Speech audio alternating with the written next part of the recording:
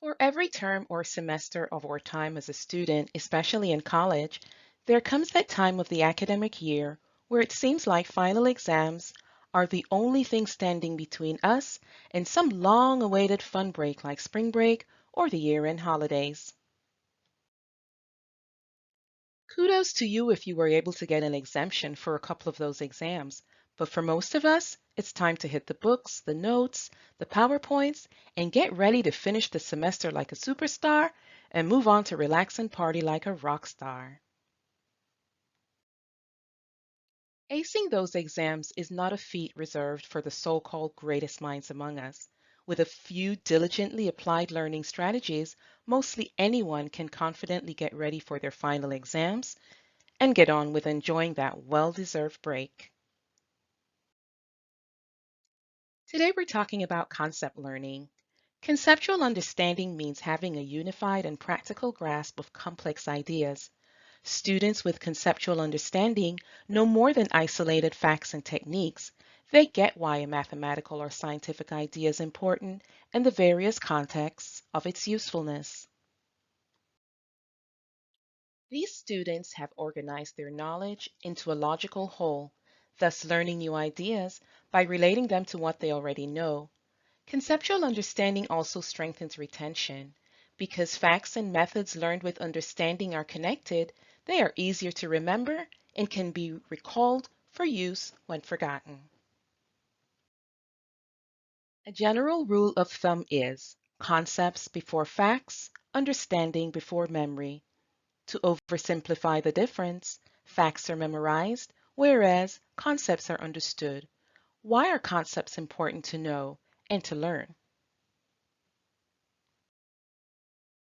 By using concept learning in daily life, even outside of school and studies, you will see that applying the concept method to learning and developing new skills can help you derive new meaning and improve your performance. Cooking is an easy example. Typically, learning a new recipe involves following a list of ingredients and a set of instructions. For example, if you are making a cake from scratch, you can repeat the recipe many times till you eventually know it by heart. However, understanding the point of each step is not something you will gather by just following the instructions. For example, why you thoroughly cream together the butter and the sugar first, or why the flour is best folded and not mixed in. But by understanding that creaming butter and sugar together adds pockets of air that aerate the batter, making it lighter and fluffier, or that folding the flour into the mixture traps extra air in the batter and breaks up existing air bubbles into smaller ones, gives you more insight on the process of your preparation. Most importantly, understanding those concepts makes it easier for you to recognize and use the techniques in other completely different recipes, even perhaps creating your own recipes based on your scientific and technical understanding of these basic concepts. You would be way ahead of a baker who is just memorizing recipes. It's sort of like the difference between a chef and a cook. You can learn the skills and steps to any task and perform it suitably a few times, but the key takeaway is that if you know the principles and ideas that link those steps, you'll be better able to retain and recall those facts and skills. When the time comes to learn something new, you may very well be able to frame that new knowledge with understanding that you've already nailed down. Many everyday study habits and practice routines are actually counterproductive. Summarization, underlining, highlighting, and rereading have been proven to be mostly ineffective. More durable learning may be achieved by using these 6 active techniques to understand challenging concepts and help you go deeper when learning or reviewing something more complex. First, learn how you learn best. Everyone learns somewhat differently. Everyone processes information uniquely, and we all have ideal inputs that help us soak up concepts faster. You may be a visual learner and prefer to look at or draw out concepts. Or you may most enjoy listening to lectures or voice over PowerPoints. Find out which method works best for you and focus on it. Second, make stimulating mental connections. Using acronyms and word associations can help you retain ideas, patterns, and concepts. Try using different pen colors and write notes on what you're learning in the margins. Many ebooks allow you to highlight and then group notes according to colors. Acronyms can help you catch on to crucial concepts. For example, PEMDAS, please excuse my dear Aunt Sally. This is the popular acronym used for the mathematical order of operations, but you can make up as many unique rhymes or acronyms as you need to help you with learning concepts. Third is elaborative interrogation.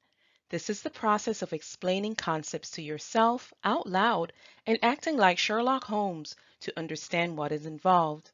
Why and how questions tend to work the best for deeper comprehension. You can do this with a study partner or your study group. Fourth, teach others. Have you ever found a concept elusive to comprehend, but when asked to explain it, you suddenly seem to get it? That's not a coincidence. Teaching something to others compels a different way of processing and organizing ideas. This is also known as the Feynman technique.